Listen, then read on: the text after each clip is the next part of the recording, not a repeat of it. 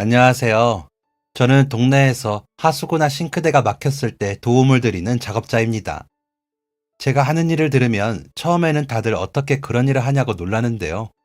많은 분이 생각하시는 것처럼 물론 늘 악취를 가까이 하고 지저분한 오물과 이물질을 가까이 해야 하는 것은 사실이에요. 하지만 저는 원래부터 비위가 워낙 좋아서 그런 거에 대한 거부감이 별로 없었어요. 그러다 보니 처음 이 기술을 배우기 시작했을 때도 다들 젊은 사람들이 오래 할 만한 일은 아니라고 우려도 했지만 전혀 개의치 않았죠. 다들 얼마 못할 거라고 했어요. 제가 나이도 어린 편이었고 고생하고 잘한 티가 나지 않는다면서 이쪽 일 험하다고 진짜 할 수 있냐고 저를 가르쳐주던 선생님이자 선배님도 몇 번을 물어보고는 했어요.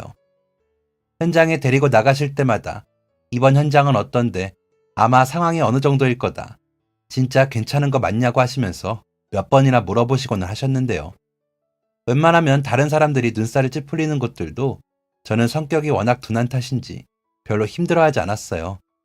나중에는 선생님이 그동안 자기가 가르쳤던 사람 중에 가장 무던하다며 후각이든 시각이든 혹시 어디 하나 고장난 것은 아니냐며 농담하고는 했어요. 우리 집은 아주 오래전, 그러니까 정말 저희 조상님의 조상님 때부터 장사했었다고 하는데요. 물건을 들고 이리저리 옮겨 다니던 보따리상, 상인부터 시작해서 대대손손 물건을 사고 파는 일들을 해왔어요.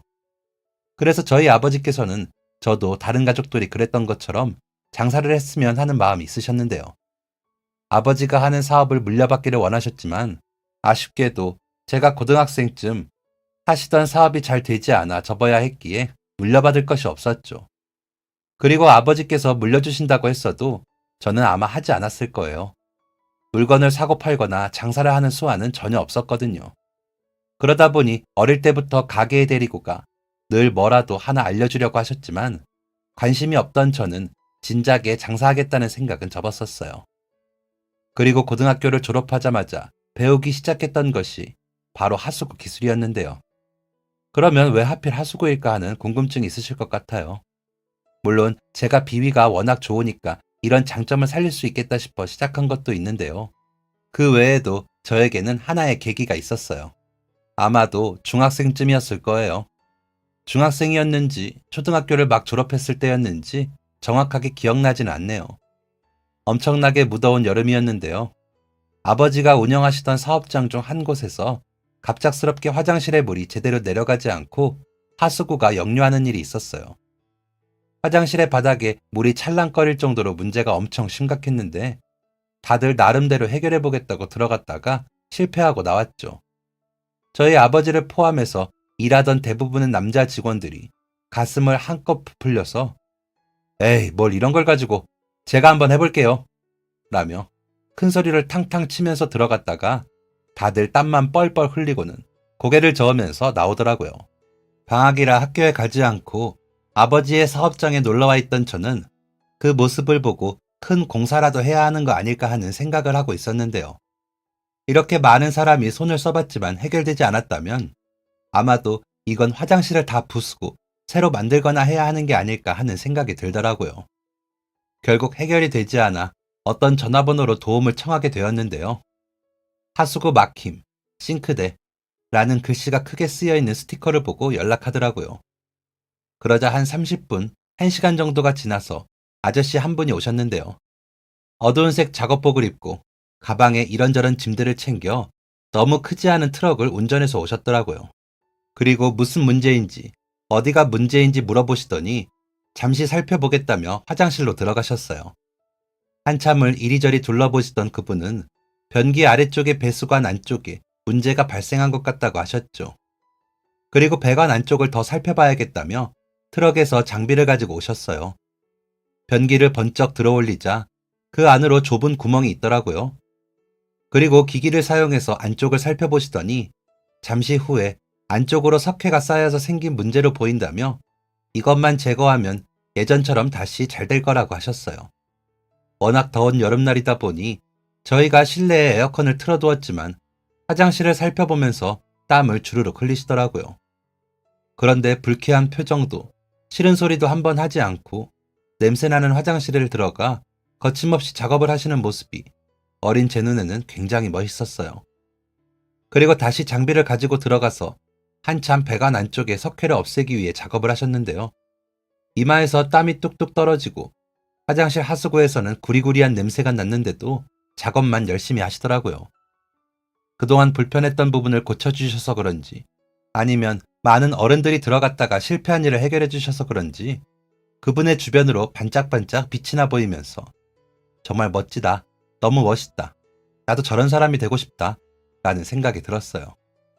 그래서 그 뒤로 사람들에게는 말하지 않았지만 마음속으로 제 꿈이 되었어요. 의사, 판사, 검사, 변호사 등 사람들이 존경하고 대단하다고 하는 직업들이 있죠. 사자 들어가는 직업이라고 많은 분들이 이름만 들어도 대단하다고 감탄하고 부모님들도 우리 아이가 그런 직업을 가졌으면 좋겠다고 바라고는 하시죠. 모든 분이 그러신 것은 아니지만 이 일을 하면서 만나는 분 중 아유, 왜 젊은 사람이 이런 일을 해요? 다른 더 좋은 일들도 많은데 아직 젊으니까 지금이라도 공부를 하든가 해서 다른 일 해요. 라고 이야기하시는 분들이 있어요. 아마도 더울 때 추울 때 고생하고 매일 다른 사람들의 오물이나 화장실, 싱크대를 들여다봐야 하니까 걱정해서 이야기해 주시는 경우가 많을 텐데요. 그럴 때마다 그냥 웃어 넘기기도 하고 저희도 다 자격증 따고 많이 공부해서 하는 일이라고 이야기할 때도 있어요. 그리고 가끔은 어릴 때부터 제 꿈이었기에 하게 되었다고, 사실 저는 꿈을 이룬 거라고 이야기하기도 하는데요. 그 대답을 듣고 오히려 더 안타깝게 보시는 분들도 있더라고요. 제 꿈은 정해져 있다 보니 저는 딱히 대학에 진학할 생각도 없었는데요. 그래서 고등학교를 졸업하자마자 일을 배우기 시작했어요. 그리고 어차피 제가 고등학교를 졸업할 때쯤에는 우리 집이 꽤 어려워진 상태였기 때문에 대학을 가야겠다고 생각하더라도 등록금을 버느라 바로 가지 못하거나 대출을 많이 냈어야 할 거예요. 그나마 우리 집에 빚은 크게 없었기 때문에 일을 시작하고 얼마 후부터는 제 앞으로 돈을 모을 수 있었는데요. 다른 친구들은 대학에 가거나 무엇인가를 배울 시기에 저는 일을 시작해서 그런지 또래 친구들과 비교하면 꽤 많은 돈을 빠르게 모을 수 있었어요. 사회생활을 일찍 시작해서 그런지 수입이 안정되고 나니 다음 단계로 나아가고 싶어서인지, 아니면 고등학교 때 가족들을 잃고 나서 외로워서 그런지 저는 또래 친구들보다 결혼도 꽤 빠르게 하게 되었어요. 우리 고등학교 동창들 사이에서는 처음으로 결혼해서 축의금도 선물도 축하도 아주 두둑하게 받았죠. 아내는 일하면서 알게 된 사람인데요.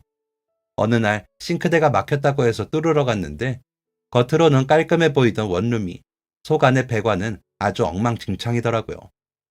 혼자 사는 건 처음인데다 이런 부분은 잘 몰라서 집 볼 때도 여기까지 볼 생각은 못했다고 하는데, 그 상태로 계속 사용하면 이런 식으로 또 몇 번이나 싱크대가 막히고 역류해서 불편해질 것이 뻔했어요.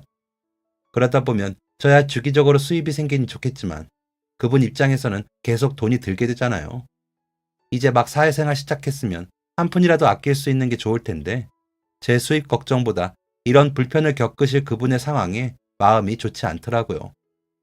그래서 그냥 이건 제가 집들이 선물 겸 해드리겠다고 싱크대 아래쪽에 오래된 배관 부분을 공짜로 갈아드렸어요.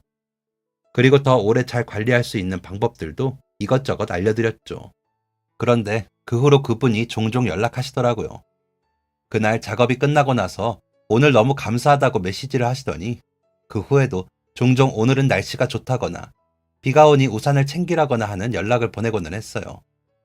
그렇게 일주일에 한 번 정도 연락이 왔던 게 2달 정도 되었을 무렵이었는데 그분이 혹시 여자친구 있으시냐고 대뜸 물어보시더라고요. 깜짝 놀라 저는 그제야 아, 그동안 나에게 이성적으로 관심이 있으셔서 연락을 하셨던 거구나 하고 알게 되었어요. 그동안 제가 너무 눈치 없게 굴어서 답답하셨겠다는 생각이 들자 조금 미안한 마음이 생기더라고요. 저 역시 그분이 영 싫은 마음은 아니었기에 밥이라도 같이 먹자고 권유했어요. 그리고 저희는 동네에서 만나 밥도 먹고 그 후로 데이트를 몇 번 신청하면서 함께 시간을 보냈는데요. 어릴 때 부모님이 돌아가셔서 친척집에서 자랐다고 하더라고요. 엄청 시골에서 자라고 일도 하다가 어느 순간 도시에서 생활해보고 싶다는 생각이 들었고, 마침 친척집도 이사를 앞두고 있어 이 기회에 독립하는 게 좋겠다 싶어 새로운 동네로 자취를 시작했다고 했어요. 그분은 타지에서 와서 아는 사람이 별로 없었고 저 역시도 동갑 친구들과 다르게 일을 시작하면서 공통점도 없고 만날 시간도 다르다 보니 자연스럽게 멀어져 있던 터라 저희는 서로를 잘 이해하는 좋은 친구 사이가 되었어요. 그 친구는 미용 기술을 배워서 동네의 한 헤어샵에서 일을 했고 종종 제 머리를 직접 손질해주겠다며 커트나 염색, 파마를 해주기도 했죠.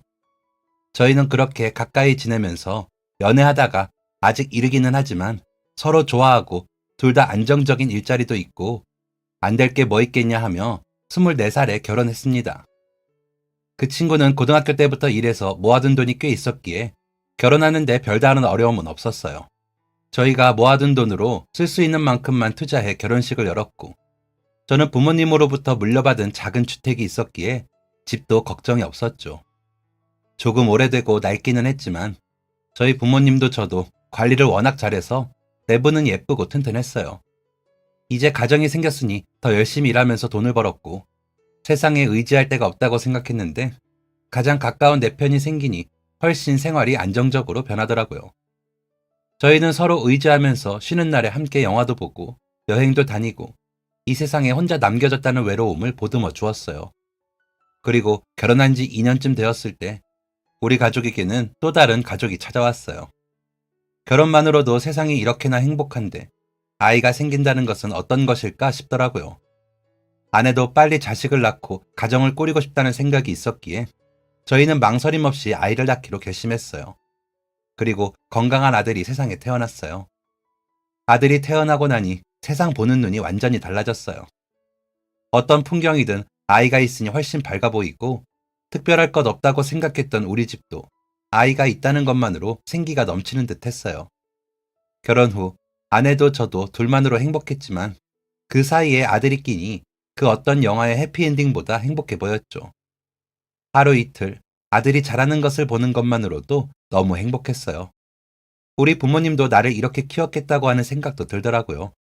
밥 먹는 것만 봐도 배부르다는 이야기를 많이 들었는데 그게 이런 거구나. 아들이 태어나고 실감할 수 있었어요. 행복이라는 말만으로는 이 모든 게 표현되지 않을 만큼 행복했어요. 하지만 제게 주어진 행복은 오래가지 않았어요. 그날은 아내가 아들에게 이전부터 가지고 싶어 하던 장난감을 사주겠다며 길을 나섰어요. 계속 사달라며 조르던 건데 생일 선물로 사주기로 한 거죠. 전날부터 아들은 신나서 집안을 통통 튀어다니고 아침에도 깨우기도 전에 눈을 번쩍 떠서는 유치원에 갈 준비를 했어요. 혼자서 유치원 갈 준비를 하는 아들을 보면서 저도 웃음이 나고 아내도 이럴 거면 매일 장난감을 사주러 가야겠다며 웃었죠. 오후에 제가 작업이 있던 탓에 아쉽지만 함께 가지는 못했어요. 대신 일찍 끝내고 올 테니 오늘 저녁은 아들이 좋아하는 피자를 먹으러 가자고 약속했죠. 유치원이 끝나고 나서 아내는 아들을 데리고 이제 장난감 가게를 갈 거라고 연락을 했어요. 저도 6시쯤에는 끝날 것 같다고 장난감 잘 사고 이따 피자집 앞에서 보자고 이야기하고 전화를 끊었죠. 그리고 6시가 조금 넘은 시간 퇴근하고 기다리고 있을 아내와 아들을 생각해 부랴부랴 전화했어요.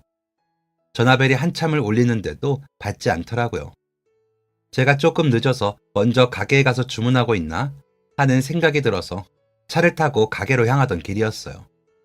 다시 아내 핸드폰으로 전화가 오길래 얼른 받았는데 전화기 건너편에는 낯선 목소리가 들려왔어요.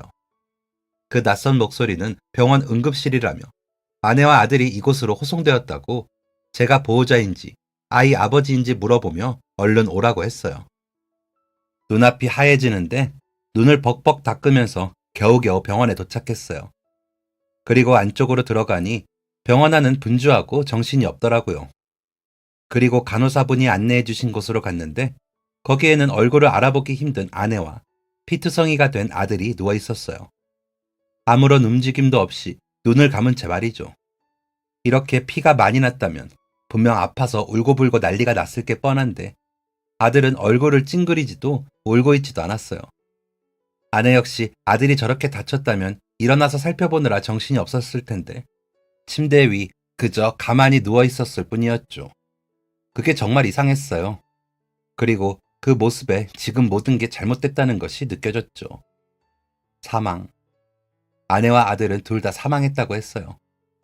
음주운전을 한 차량이 가게 안으로 밀고 들어왔고 거기서 아내는 아들을 감싸며 차 밑으로 깔리고 짧은 순간 필사적으로 아들을 감쌌지만 역시 차 밑에 깔려 사망하고 말았죠. 허탈했어요. 아내와 아들의 사망 소식을 들으며 가장 먼저 느낀 감정이었죠. 마침내 사랑하는 사람을 만나, 마침내 가장 예쁜 가족을 꾸려, 마침내 행복해졌는데 세상에서 가장 예뻤던 제 그림이 모두 갈기갈기 찢어져 버렸죠. 너무 화가 나고 너무 슬퍼서 아무것도 할 수가 없었어요. 장례식장에 조문을 와주는 분들도 눈에 들어오지 않았어요. 다들 명복을 빈다며 좋은 곳에 갔을 거라고 위로했지만 제 귀에는 그냥 스쳐가는 바람소리가 들 뿐이었죠. 우리 가족에게 함께하는 것보다 더 좋은 곳이 어디 있을까? 한동안 저는 페인처럼 살았어요. 집안에 틀어박혀 세상과 단절하고 지낸 지 몇 주가 지날 무렵 아이가 뛰어놀던 마당에 앉아 두 사람을 그리워하다 도저히 이대로 살 수 없을 것 같아 집안의 문을 다 닫아두고 가스를 열어둔 채 가만히 누워 있었어요. 잠이 든 건지 의식을 잃은 건지 잠시 정신이 몽롱해지면서 꿈을 꿨어요. 꿈속에서 아내와 아이는 활짝 웃고 있었는데 예전과 같은 모습이었어요. 아내는 과자랑 주스를 챙겨 마당에 앉아서 우리 두 사람을 보고 있고 저는 아들을 데리고 할아버지와 아버지 때부터 내려받은 오래된 자동차의 이곳저곳을 손보고 있었죠. 이제는 동력을 움직이게 할 수 있는 장비들이 만들어지지 않아 운전을 할 수는 없지만 아들과 함께 언젠가 기술이 더 많이 발전하면 이 차도 움직일 수 있지 않을까 하는 상상을 하면서 차의 여기저기를 관리하고는 했죠. 아버지가 할아버지와 함께한 것처럼 저랑 아버지가 함께한 것처럼 저 역시 아들과 함께 오랜 손때가 묻은 그 차를 여기저기 만져주고는 했어요.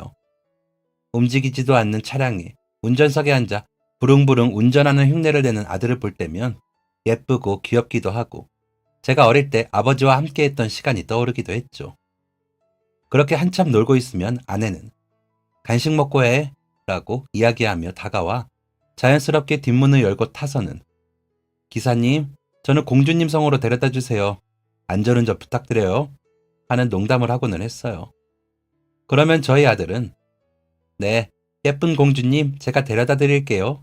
하고 대답했죠. 꿈속의 모습은 보통의 쉬는 날이었어요. 제가 늘 아이와 아내와 함께하던 그런 평범한 많은 날 중 하나. 언제나 있을 줄 알았던 일상이라 이 순간이 어쩌면 마지막일 수도 있다는 생각을 한 번도 해보지 않았던 그런 일상이었죠. 꿈속의 모습을 보는데 눈물이 주르르 흐르는 것 같았어요. 그리고 다시는 볼 수 없을 것 같았던 아내와 아이의 환하게 웃는 모습을 보게 되다니 꿈이라고 해도 너무 감사하게 느껴졌죠. 그렇게 아내와 아이의 모습을 한참을 눈에 담고 있는데 아이가 말했어요. 아빠, 우리는 이제 가야 해요. 공주님 성에는 엄마랑 둘만 갈 수 있거든요. 행복한 기억이라고만 생각했는데 아이와 아내를 보고 있는 저는 한참을 울고 있더라고요. 아이의 그 말에 이제 이 꿈도 끝이 나는구나 싶어 가슴이 먹먹해지면서 입 밖으로 토해낼 수 없는 울음이 가슴 가득 차올랐어요. 소리조차 낼 수 없을 만큼 심장이 아프다는 게 이런 거구나 느껴지는 울음이었죠. 다시 보니 아이와 아내는 환하게 웃으면서 괜찮다고 다 안다는 듯한 표정을 짓고 있었죠. 나 두 사람이 너무 보고 싶어 못 살겠어. 너무 보고 싶어서 못 견디겠어. 어린아이처럼 그 자리에서 엉엉 울어버리자 두 사람 모두 다 안다는 듯 미소를 지었어요. 그리고 뒷자리에 앉아있던 아내는 제 손을 잡아주면서 말없이 미소를 지었죠. 아무 말도 하지 않았지만 아내가 어떤 의미로 제 손을 잡아주었는지 알 것 같았어요. 괜찮아, 여보. 괜찮아. 다 괜찮아질 거야. 제가 힘들 때면 늘 아내가 저에게 해주던 말이었거든요. 이제 정말 이 꿈이 끝나간다는 게 느껴졌어요. 이 순간을 놓치고 싶지 않았지만 두 사람 모두 제가 빨리 꿈에서 깨어나기를 바라는 것 같았어요. 어쩌면 마지막일지 모를 이 순간을 어떻게 끝내야 할지 몰라 저는 초조해졌어요. 이대로 그냥 꿈속에만 살고 싶은데 아내와 아이는 계속 저에게 꿈에서 깨어나라고 등을 떠미는 것 같았죠. 그리고 마지막으로 아들이 말했어요. 아빠, 나중에 기술이 엄청 발전하면 이렇게 오래된 자동차도 다시 힘차게 달릴 수 있겠죠? 그러면 우리 그때 다시 만나요. 멋진 자동차 타고 엄마랑 저 데리러 오세요. 그때는 우리 같이 드라이브 가요. 마지막으로 아내와 아들의 손을 붙잡았어요. 그리고 모든 게 다 하얗게 번지더니 정신이 들었죠. 감았던 눈을 슬그머니 떴더니 집안에는 어느새 저녁이 내려앉았어요. 매캐한 냄새가 온 집안에 퍼졌고 저는 얼른 일어나 가스를 잠그고 집안의 창문과 현관문을 활짝 열었어요. 그랬더니 현관문으로 작은 나비 2마리가 들어왔어요. 한참을 집안을 돌아다니더니 다시 밖으로 나갔는데 우스운 소리일지 모르지만 왠지 아내와 아이가 마지막으로 제가 잘 살아있는지 확인하려고 그리고 마지막 인사를 전하려고 온 것 같다는 느낌이 들더라고요. 간절하게 2사람을 따라가고 싶었는데 2사람은 제가 아직 올 때가 아니라고 생각했나 봐요. 저 혼자 살아남은 것만으로도 너무 미안하고 괴로운데 이렇게 이기적인 남편이 아빠가 그래도 더 살아가기를 바랬나 봐요. 그리고 저는 몸과 마음을 추슬러 다시 일상으로 돌아갔어요. 집안을 정리하고 무성하게 자란 마당도 다듬고 다시 일도 시작했죠. 그리고 한동안 방치해두었던 자동차도 다시 정비했어요. 사람들이 올드카라고 부르는 오래된 제 자동차는 사람의 손길이 조금만 닿지 않아도 금세 티가 나거든요. 내부 부품에 이상이 없는지 확인해주고 겉면과 안쪽도 깨끗하게 관리를 해주어야 했어요. 그리고 혼자서 차량을 정비하고 있으니 또다시 예전에 아들과 함께 이 차를 정비했던 기억이 떠올랐어요. 그리고 어릴 때 아버지와 함께 차를 정비했던 일들도 떠올랐죠. 굴러가지 않아 운전도 할 수 없는 차량이었지만 이 차에는 저와 가족들의 많은 추억이 담겨 있었어요. 차량에 필요한 부품을 구하기 위해서는 꽤 발품을 팔아야 하는데 다행히 저는 오래전부터 거래를 하던 곳이 있어서 필요한 부품을 요청해두면 연락을 주고는 했어요.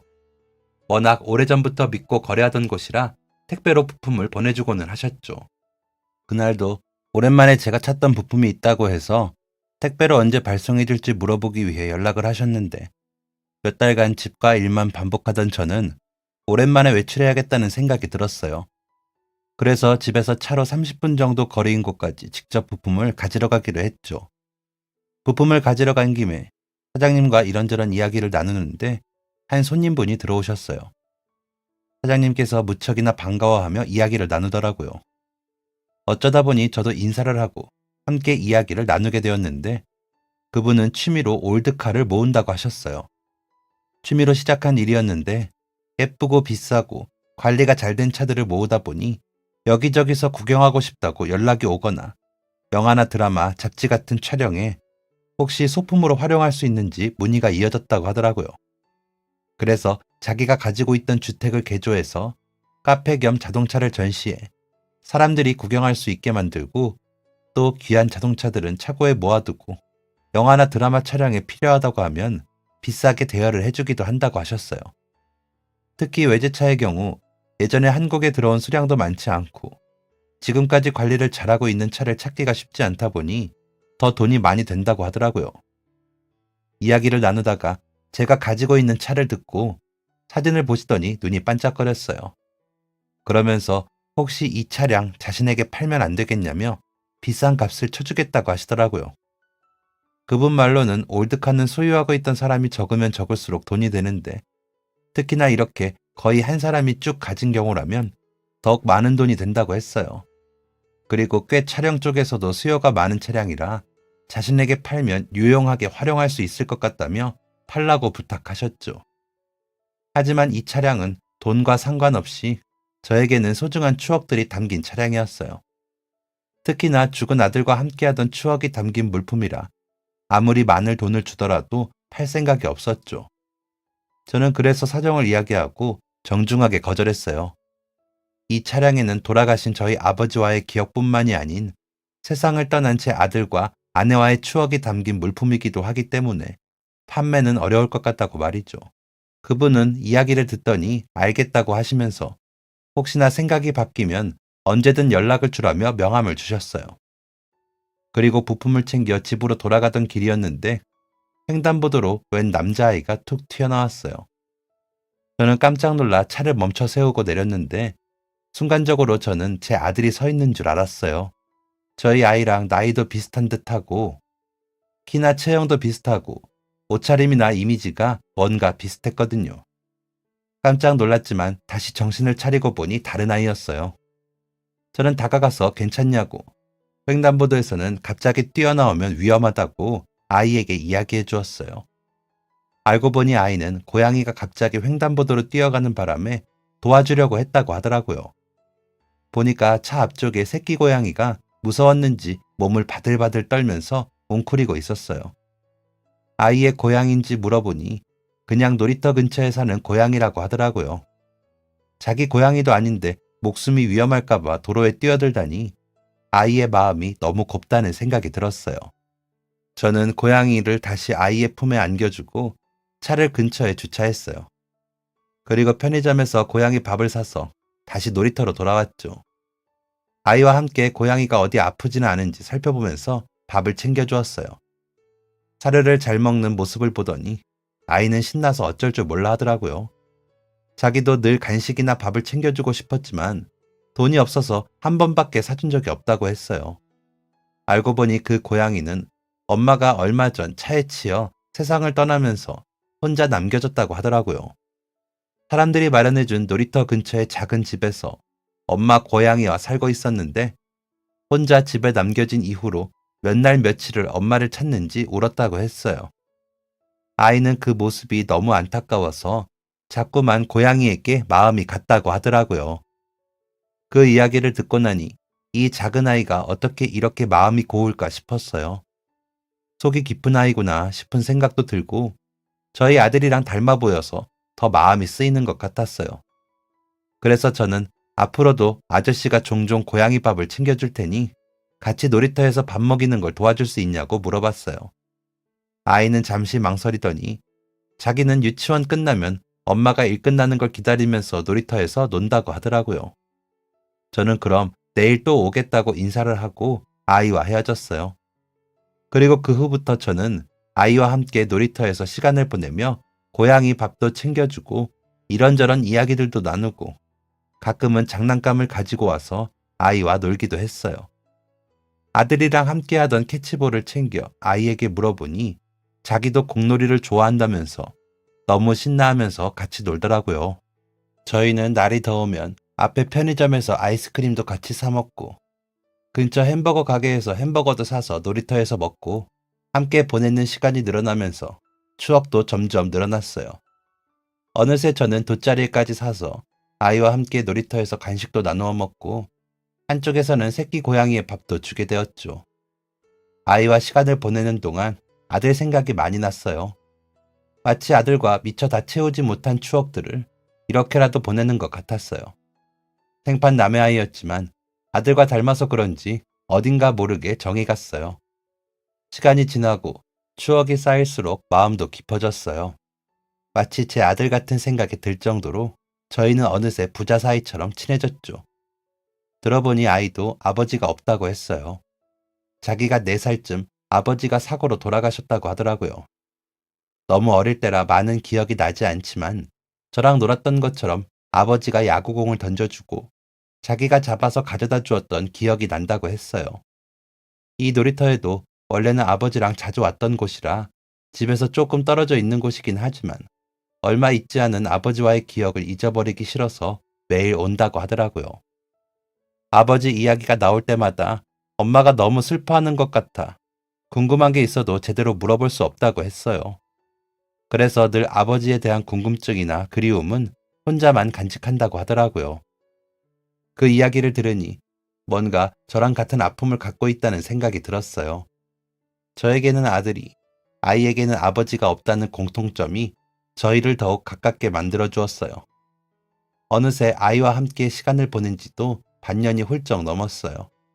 그날은 제가 일이 있어 아이에게 조금 늦게 놀이터로 간다고 이야기해 두었는데 서둘러서 놀이터로 도착해 보니 어디서 물벼락이라도 맞은 듯 얼굴에서 땀을 뚝뚝 흘리면서 한 여성분이 달려가고 있었어요. 그런데 제가 아는 사람이더라고요. 다급하게 달려온 그 여성분은 평소 제가 자주 가는 마트에 계산을 담당해주는 직원분이었어요. 주변을 다급하게 두리번거리는데 등에는 남자아이가 엎여 있었어요. 옷차림이나 머리 모양만 얼핏 봐도 저와 함께 놀던 그 아이인 걸 알겠더라고요. 저는 뛰어가서 무슨 일인지 물어봤고 아이 어머니는 아이가 평소 질병을 앓고 있는데 그것 때문인지 쓰러졌다고 했어요. 오늘 일이 일찍 끝나 놀이터로 데리러 왔는데 쓰러져 있었다고 하더라고요. 저는 우선 제 차로 태워드리겠다고 하고 차에 타고 근처 응급실로 빠르게 달려갔어요. 바로 응급실에서 검사를 받기 위해 이송되었고 아이 어머니가 따라 들어갔죠. 그 사이 저는 자판기에서 물을 사서 자리로 돌아왔어요. 잠시 후 아이 어머니가 대기실로 나왔어요. 아이는 아직 검사 중이었고 의자에 두 손을 모으고 앉은 어머니에게 물을 내밀었어요. 저 아시냐고 마트에서 자주 봤다고 인사를 드렸죠. 그분도 아이가 어떤 아저씨에게 도움을 받은 후 놀이터에서 자주 만난다는 이야기를 들었는데 저일 줄 몰랐다고 하시더라고요. 맨날 마트에서만 봤었는데 이렇게 알게 됐다며 별 우연이 다 있는다고 대화를 나누었어요. 아이가 응급실에 있는 기분이 어떤지 저 역시 잘 알기에 마음을 안정시켜 주려고 일부러 횡설수설 떠들었어요. 어머니는 괜찮다고 말하며 아이를 데리고 빠르게 병원으로 데려와 주셔서 감사하다고 인사를 하더라고요. 119에 연락을 해야 하는데 너무 당황스러워 자기도 모르게 아이를 업고 뛰려고 했다고 하면서요. 저희는 검사를 기다리는 동안 이런저런 이야기를 나누었어요. 알고 보니 아이는 어릴 때부터 난치병을 앓고 있었어요. 최근 수술 대기 목록에 이름을 올려두었는데 아이 아버지가 사망하고 나서 경제적으로 형편이 많이 어려워진 터라 수술을 조금 미뤄둔 상태였다고 해요. 한 건물에서 경호일을 하던 아이 아버지는 제 아내와 아이가 세상을 떠난 것처럼 음주운전 차량이 차단기를 뚫고 달려와 덮치는 바람에 오랫동안 병원에서 치료를 받아야 했다고 했어요. 운전자는 가족도 없고 가진 것도 없어 이렇다 할 보상도 받지 못했고 경호일을 하던 업체 측에서는 오히려 기물이 파손되어서 자기들이 손해라며 그런 문제를 해결하라고 고용한 건데 보상을 해줄 수 없다고 했다는군요. 병원에서 몇 차례나 수술받으면서 그렇게라도 깨어나기를 바랐지만 몇 달간 수술과 치료, 입원만 계속하다 결국 세상을 떠났다고 해요. 그러고 나니 남겨진 것은 병원비로 인한 빚이었고 아이가 가진 질병 때문에 치료받느라 계속해서 빚은 불어갔다고 해요. 죽은 남편도 아이 어머니도 주변에 도움받을 가족도 없었기에 그 빚과 생활의 부담감은 오롯이 자신의 몫으로 다가왔다고 했어요. 하지만 너무나 사랑했던 남편과 함께 낳은 소중한 아이였기에 포기할 수는 없었어요. 사랑하는 아이였기에 어떻게든 아프지 않게 해주고 싶고 건강하게 오래오래 살 수 있게 해주고 싶었죠. 그래서 열심히 일을 했지만 빚이 많다 보니 돈을 모으는 게 쉽지 않았어요. 그래도 어떻게든 수술비는 마련해주고 싶어 조금만 기다려달라고 병원에 양해를 구해둔 상태였죠. 그런 사연을 듣는 사이 아이는 검사가 끝나고 나왔어요. 다행히 별다른 이상은 없었고 날이 더워 급작스럽게 혈당이 떨어져 쓰러졌던 것 같다고 했어요.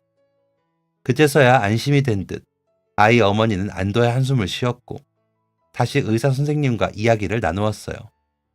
수술, 병원비 등의 이야기가 들리는 것을 보니 언제 수술 받을지에 대해 이야기를 나누는 것 같았죠.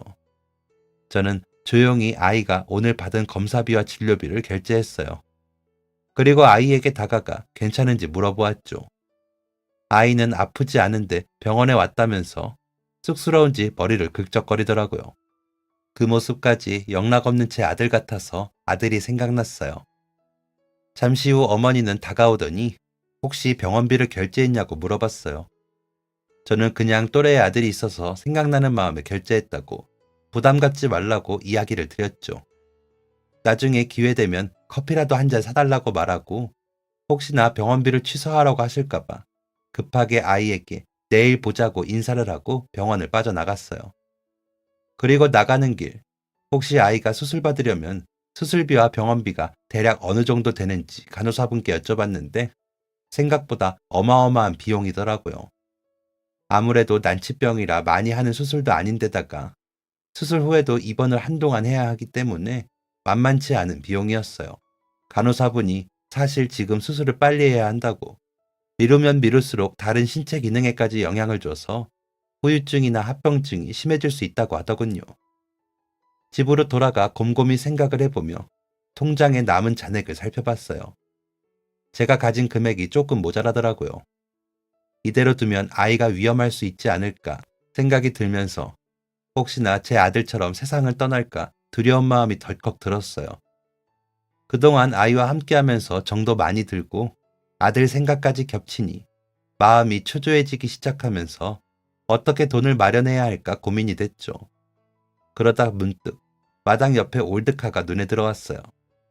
그리고 이전에 만났던 분이 제시했던 가격이 떠올랐죠. 그 돈까지 모으면 수술비도 입원비도 충분히 감당할 수 있을 것 같더라고요. 많은 추억이 들어있던 차라 잠시 고민이 되었어요. 차 앞에 앉아 뚫어져라 바라보는데 추억도 소중하지만 생명이 더 중하다는 생각이 들더라고요. 그리고 만약 아내와 아들에게 물어봐도 당연히 차를 팔아 도와줄 수 있으면 도와야 된다고 말할 것 같았어요. 전 마지막으로 차를 살펴보면서 추억을 떠올린 후 그분에게 연락했어요. 제가 차를 판다는 이야기에 너무 반가워하시면서 사람을 불러서 내일 바로 찾으러 오시겠다고 하더라고요. 그리고 다음 날 오전 차를 가지고 갈 수 있는 장비와 함께 그분이 찾아왔어요. 다시 한번 차를 꼼꼼하게 살펴보시더니 자기가 봤던 올드카 중에 손에 꼽을 정도로 관리가 잘 되어 있다면서 감탄하시더라고요. 이렇게까지 잘 관리하기 쉽지 않은데 정말 대단하시다면서 지난번 부른 비용보다 넉넉히 쳐주겠다고 하셨어요. 그 자리에서 큰돈을 바로 이체해 주시고 차를 가지고 떠나셨어요. 마지막까지 차의 뒷모습을 보면서 눈에 밟혔지만 이걸로 한 아이를 살릴 수 있다는 생각이 드니 그래도 마음 편히 보낼 수 있었죠. 그리고 다음날 저는 아이가 수술하기로 한 병원에 연락했어요. 아이 수술비를 지원하고 싶다고 말씀드렸는데 그날 저녁 아이 어머니로부터 전화가 왔더라고요. 아이한테 핸드폰 번호를 물어봐서 연락했다면서 혹시 수술비를 내주겠다는 분이 저인지 물어봤어요. 어떻게 아셨냐고 물으니 그날 병원비도 내주셨길래 혹시나 하는 마음에 연락했다고 하시더라고요. 그러시더니 이렇게 큰 돈을 그냥 받을 수는 없다고. 아이 수술이 아무리 급해도 생판 남에게 그런 폐를 끼칠 수는 없다면서 마음은 감사하지만 후원은 없던 일로 해달라고 하셨어요.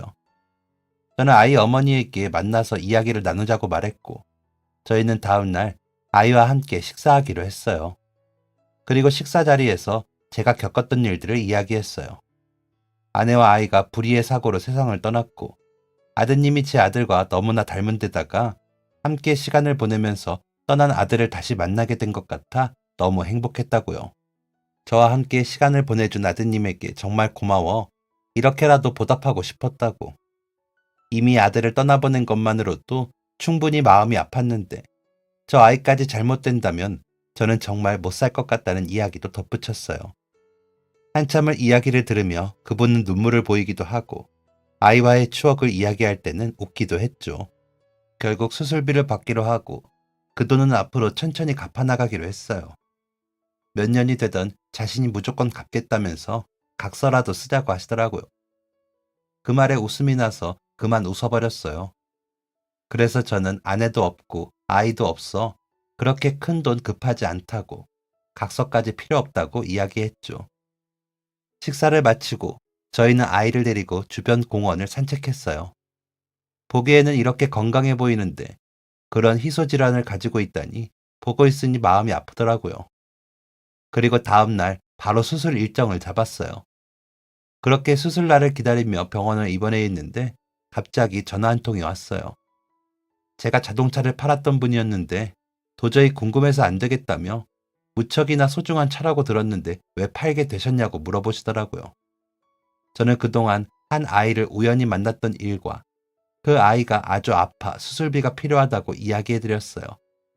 가지고 있는 돈이 부족해서 팔게 되었다고 답을 하니 그분은 잠깐 생각에 잠기신 듯 했어요.